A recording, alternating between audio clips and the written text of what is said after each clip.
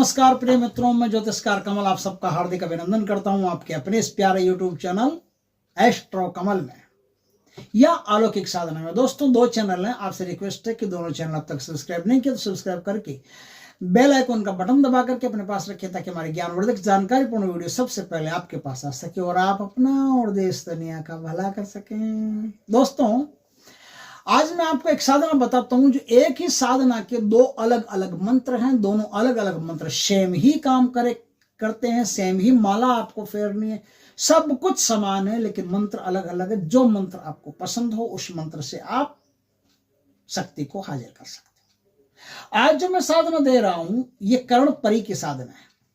मैंने कर्ण से संबंधित कर्ण योगिनी, कर्ण बेताल, कर्ण पिशाच, कर्ण भैरवी, कर्ण पिशाचनी, सब साधनाएं मैंने लगभग भगवान की हनुमान जी की कृपा से कर्ण से संबंधित, कान से संबंधित, त्रिकाल ज्ञान से संबंधित सारी साधनाएं दी है। आज मैं आपको कर्ण परी की साधना देने जा रहा हूं। ये एक परी होती है जो पेड़ पर रहती है और साधना करने से पेड़ से नीचे उतर करके साधक के सम्मुख आती है और कान में उसे किसी भी व्यक्ति का भूत भविष्य वर्तमान बताने का वरदान देती है। तो ये कर्ण परी की साधना है। इस परी की साधना के दो मंत्र मैं आज पहले ही सुना देता हूं, उस मंत्र को आप चयन कर लीजिएगा, उसके बाद में अपनी साधना कीजिए। एक मंत्र है ओम नमो कर्ण परी प्रत्यक्षम दर्शन दे प्रत्यक्ष दर्शन। ओम नमो कर्ण परी प्रत्यक्ष दर्शनम देहि देहि स्वाहा। ये तो है जैसे किसी विद्वान ने संस्कृत में मंत्र लिखा, ये 800 साल में लिखा होगा। 800 साल पहले परियों को कौन जानता होगा? संस्कृत तो बहुत पुरानी प्राचीन विद्या है। तो मंत्र मुझे लगता है कि 800 साल के अंदर अंदर लिखा हुआ ही मंत्र है। किसी विद्वान के द्वारा इस मंत्र का निर्माण किया गया है। ऋषि का नाम नहीं है, सीधा मंत्र ही है। ओम नमो कर्ण परी प्रत्यक्ष दर्शनम देहि देहि स्वाहा। एक तो ये मंत्र है जो हिंदू रीति से इस साधना को कर सकते हैं। दूसरा मंत्र इस्लामिक तरीके से करने का है, वो भी मैं आपको बताता हूं। दूसरा मंत्र है बिस्मिल्लाह रहमान रहीम। या यवदू या फरीद या मुखबिर परी हाजिर सो हाजिर। ये दो मंत्र हैं, फिर से सुनाता हूं। बिस्मिल्लाह रहमान रहीम या यवदू या फरीद या मुखबिर परी हाजिर सो हाजिर। ये मंत्र आपने अच्छी तरह से नोट कर लिए। अब आगे की कार्रवाई पर चलते हैं।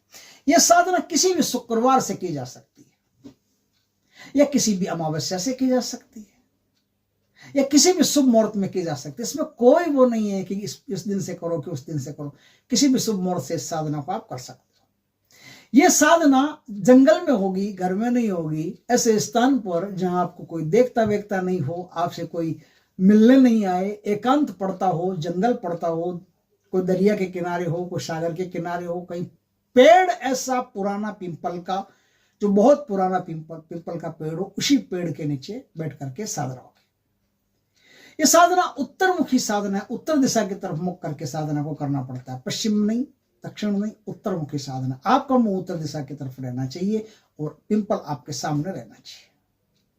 अब इसमें गाय के घी का दीपक करना है, बढ़िया इत्र का फोहा देना है, मिठाई का भोग देना है। ये सब काम सुरक्षा घेरे के अंदर करना है, ध्यान रखना, टोटल काम।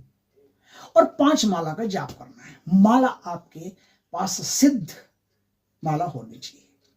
सिद्ध माला से ही आप जाप करेंगे। जाप रात्रि 10 बजे से शुरू हो जाएंगे। 5 माला का जाप करो। 11 बजे से भी कर सकते हो, 12 बजे का टाइम बीच में आ जाना चाहिए। तो 5 माला का आप जाप कर सकते हो। 5 माला का जाप करके अब अपने घर आ सकते हो। इसमें कोई इतना हवन वगैरह करने की आवश्यकता नहीं। आपको यह कल्पना करनी है कि इस पेड़ से परी उतर रही है, मेरे सामने आ रही है, मुझे त्रिकाल ज्ञान का वरदान दे रही है और अब मैं त्रिकाल ज्ञानी बनता चला जा रहा हूं। अब मैं किसी का भी भूत भविष्य वर्तमान जानने वाला बनता चला जा रहा हूं। सीधा बैठो, जाप करो, घर आ जाओ। 21वें दिन आपको क्या करना है? 21वें दिन खाली इतना ही नहीं करना। 21वें दिन आपको मीठे चावल बनाने, मीठे चावल बना करके उनका भोग बनाना है। भोग बना करके वो भोग आपको बच्चों को खिलाना है। कम से कम 7 बच्चों को खिलाना है। छोटे छोटे बच्चे कोई भी हो, उनको 7 खिलाना है। थोड़ा सा भोग, थोड़ा बहुत जो चावल, मीठा चावल बच जाए, मीठा पीला चावल बनाते हैं ना, पीला चावल, मीठा चावल क्या बोलते हैं उसको, कुछ बोलते हैं उसको, मुझे नाम याद नहीं है। वो बच जाए ना, उसको बचे हुए को लाना है। 21 पान के पत्ते लाने हैं, जहां आप बैठ करके साधना करो उस साधना स्थल पर 21 पान के पत्ते बिछा देना है। बिछा करके हर पत्ते पर भोग देना है और भोग दे करके उसके आसपास थोड़ा थोड़ा थोड़ा थोड़ा इत्र छिड़क देना है। अब साधना करोगे तो 21वें दिन वो बोलेगी कि क्यों बुलाया भाई मुझे, किस काम से बुलाया, क्या काम है, क्या चाहिए तुमको, क्यों मैं मुझको परेशान करते हो, कुछ चाहिए क्या चाहिए, जल्दी बोलो भाई, टाइम नहीं है, पनवेल गाड़ी छूट रही है।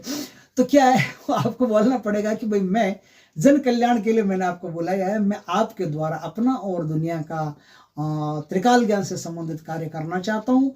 मैं चाहता हूँ कि आप देश दुनिया की बातें बताएं सबको और उनका भला हो। तो आपको आशीर्वाद देगी, वरदान देगी। 3 वचन उनसे मांग ले। 3 वचन मांगने के बाद में उनको बुलाने का तरीका भी पूछ लें कि आपको कैसे बुलाया जाएगा। देखो मैं कोई भी साधना बता रहा हूँ ना, कोई भी साधना, ये अक्सर हम भूल जाते हैं कहना। कोई भी शक्ति आपके सामने आए तो उसको 2 बातें तो आप पक्का ही पूछ लिया करो। एक तो हे देवी, हे देवता, भूत प्रेत पिशाच कोई भी आपके सामने आए, आपका भोग क्या है।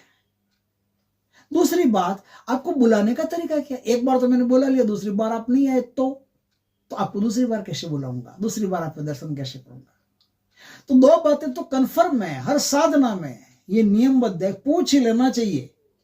चाहे आपको पता हो तब भी पूछ लेना चाहिए। तो भोग अपना बता देंगे भाई इस तरह नारियल का खपरा में दे दो, ये दे दो, रोटी दे दो, चावल दे दो, कुछ भी। तो इस प्रकार से आप साधना करेंगे। साधना करके आपको कर्ण परी जो है वो सिद्ध हो जाएगी। कर्ण परी सिद्ध हो जाएगी तो आपको किसी का भी बैठे बैठे त्रिकाल ज्ञान पता चलने लगेगा। जमीन सट्टा इन सब के बारे में त्रिकाल परी जो है आपको बता देती है। और ऐसा करने से आप अपना और देश दुनिया का भला कर सकते हो, कर ही सकते हो। काम तो भले का ही है, आराम से कर सकते हो। तो दोस्तों वीडियो अच्छा लगे तो लाइक करना, कमेंट करना, शेयर करना। पहली बार हमारे चैनल पर आए चैनल को सब्सक्राइब करना, पास में जो बेल आइकन का बटन दबा देना ताकि हमारी ज्ञानवर्धक जानकारीपूर्ण वीडियो सबसे पहले आपके पास आ सके। जय श्री कृष्ण दोस्तों।